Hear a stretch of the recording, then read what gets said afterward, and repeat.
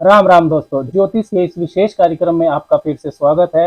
इस वीडियो में हम बात करेंगे वृश्चिक वालों के लिए मासिक राशिफल की नवंबर 2023 के लिए। स्कॉर्पियो मंथली हॉरोस्कोप एनालिसिस नवंबर 2023 कैसा रहेगा नवंबर का महीना वृश्चिक स्कॉर्पियो वालों के लिए।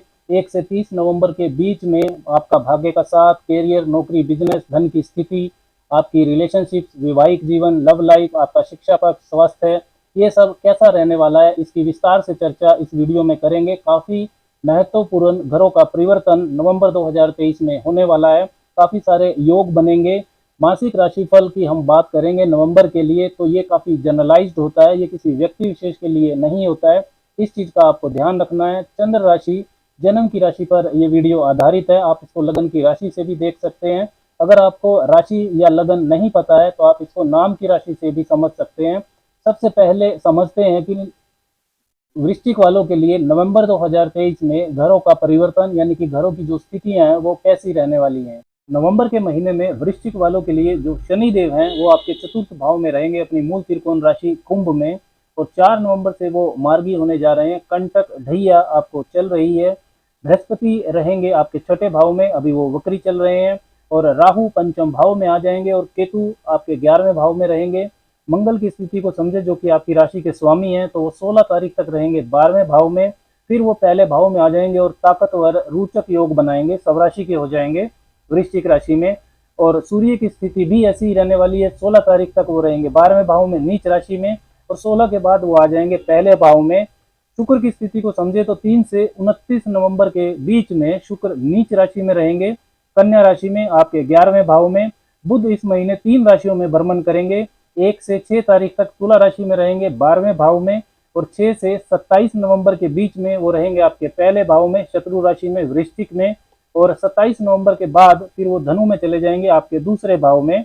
अब बात करते हैं परिणाम की कि इन घरों की स्थितियों से क्या इशारा मिलता है। सबसे पहले बात करते हैं कैरियर की, नौकरी, बिजनेस, आपका आर्थिक पक्ष, ये सब कैसा रहने वाला है।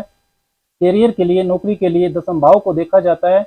दसम भाव पर शनि की दृष्टि रहने वाली है, और बृहस्पति जो कि आपके लिए बहुत महत्वपूर्ण ग्रह है, छठे भाव में चल रहे हैं, उनकी भी 5वीं दृष्टि आपके 10वें भाव पर आएगी। 10वें भाव के जो स्वामी हैं सूर्य, वो 16 तारीख तक नीच राशि में रहेंगे आपके 12वें भाव में। तो 16 तारीख तक मेहनत ज्यादा फल कम, ऐसी परिस्थिति रहेगी। फिजूल की यात्रा से आपको बचना है, कॉन्फिडेंस आपका कम रहेगा।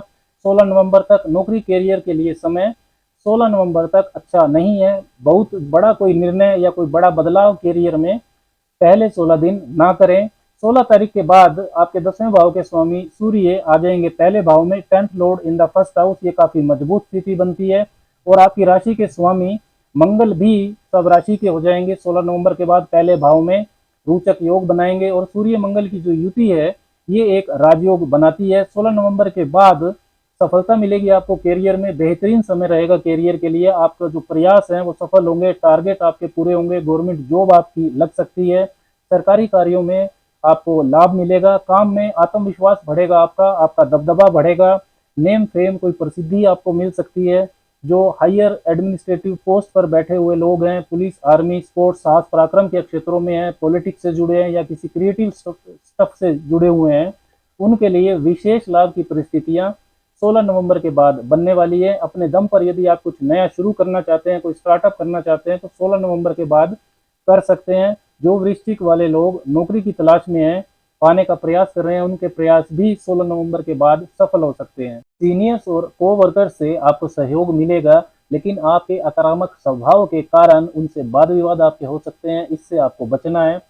7, 1, 11, 12 और 13 तारीख, ये वो तारीख है जहां आपके आक्रामक स्वभाव के कारण रिश्ते बिगड़ सकते हैं, तो आपको कैरियर के मामले में सावधान रहना है इन तारीखों पर।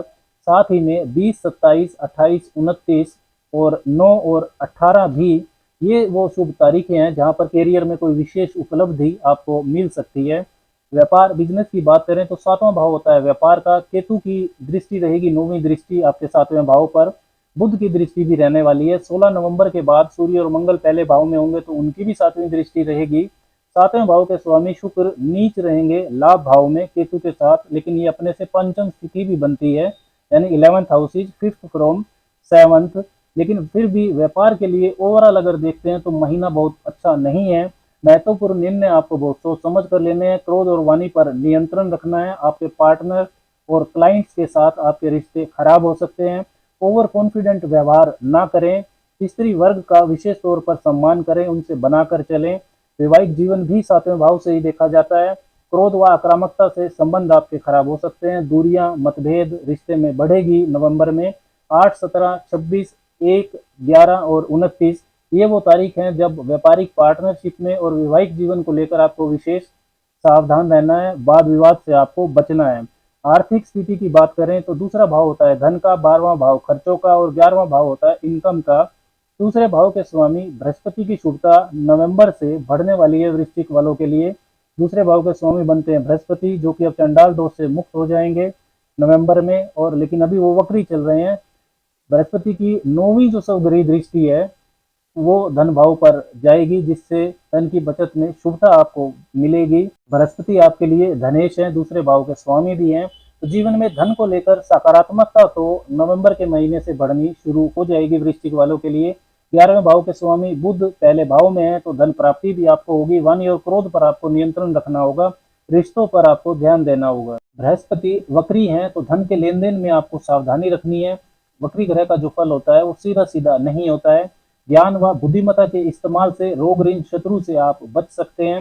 16 नवंबर तक खर्चे भी आपको ज्यादा परेशान करेंगे। बृहस्पति की जो 7वीं दृष्टि है वो आपके 12वें भाव पर रहेगी, जो खर्चों का होता है। केतु की बात करें तो केतु आपके 11वें भाव में रहेंगे।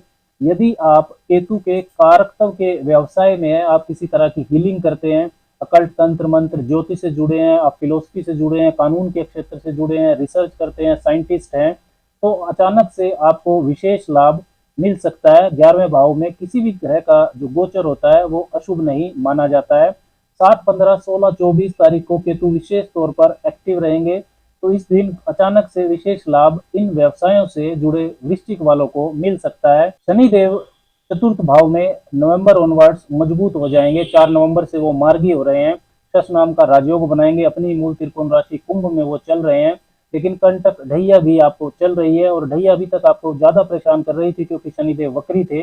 वक्री ग्रह का फल सीधा सीधा नहीं होता है, लेकिन अब 4 नवंबर से जब वो मार्गी होंगे तो fourth Lord in the fourth house, चौथे भाव का स्वामी चौथे भाव में, ये काफी मजबूत स्थिति बनती है। मानसिक शांति नवंबर से अच्छी होनी शुरू हो जाएगी।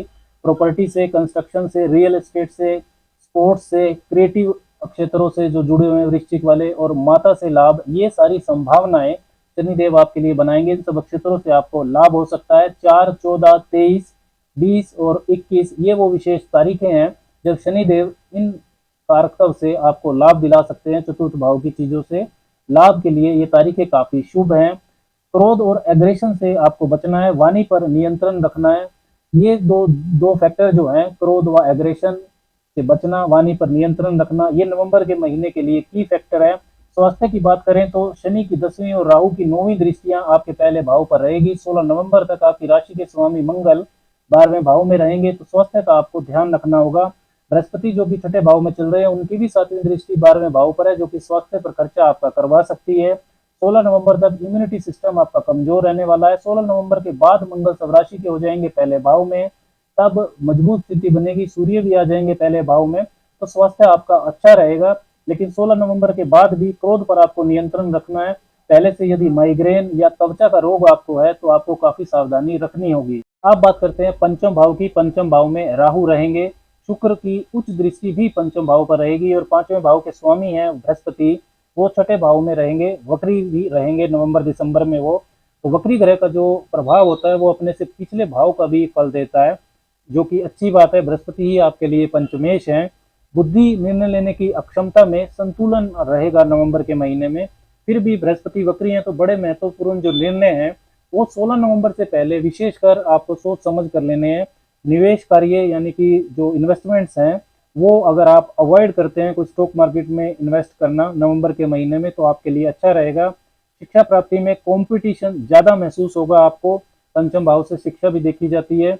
राहु छाया ग्रह हैं, तो आपका मन भी भटका सकते हैं। फोकस बनाए रखने में विद्यार्थियों को परेशानी होगी। प्रेम प्यार भी पंचम भाव से देखा जाता है। एक दूसरे पर शक करना, रिश्ते में मतभेद, ये सब राहु देव बढ़ा सकते हैं। अनयूजुअल लव रिलेशंस की प्रेरणा भी राहु दे सकता है। फॉरेन सेटलमेंट, विदेशी कार्यों से संबंधित प्रयासों में सफलता मिलेगी कि नहीं नवंबर में, उसकी बात करें तो 16 नवंबर से पहले आपके 10वें भाव के स्वामी और आपकी राशि के स्वामी 12वें भाव में ही रहने वाले हैं, और बृहस्पति की जो कि छठे भाव में रहेंगे उनकी भी 7वीं दृष्टि 12वें भाव में रहेगी। तो विदेशी कनेक्शन का प्रयास किया जा सकता है नवंबर के महीने में। लेकिन जो आपके 12वें भाव के स्वामी हैं शुक्र, वो नीच रहेंगे लाभ भाव में केतु के साथ। तो किसी एजेंट वगैरह को यदि आप पैसा देते हैं तो सोच समझ कर दें, पैसा आपका फंस सकता है। अब नजर डालते हैं नवंबर के महीने के व्रत और त्योहारों पर, और साथ में बात करते हैं उपायों की कि क्या उपाय वृश्चिक वालों को नवंबर के महीने में करना चाहिए। हनुमान जी की उपासना करें आप। मंगलवार को बूंदी के प्रसाद के साथ ट्राई एंगुलर फ्लैग, त्रिकोणीय ध्वजा जिस पर जय श्री राम लिखा हो, वो आपको हनुमान मंदिर में अर्पण करना चाहिए। साथ ही में हनुमान चालीसा का पाठ भी करें। हर रोज सुबह 10-15 मिनट गायत्री मंत्र जपना आपके लिए शुभ रहेगा। आदित्य हृदय स्त्रोत का आपको पाठ करना चाहिए। तो शनिवार और अमावस्या तिथि को निर्धन को दान करें, अपने सामर्थ्य अनुसार उनकी मदद करें। राम राम।